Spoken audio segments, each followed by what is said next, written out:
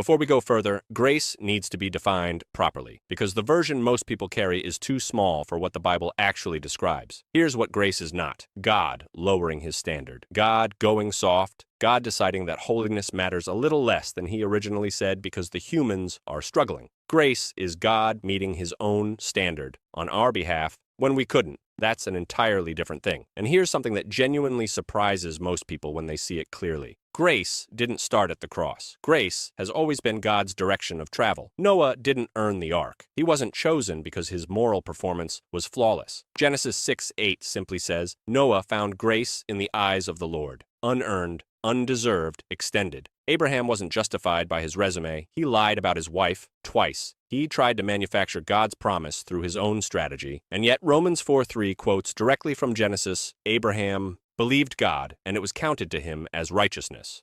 Faith, not performance. David is perhaps the most striking example. Adultery, deception, murder, a cover-up that involved the calculated death of an innocent man.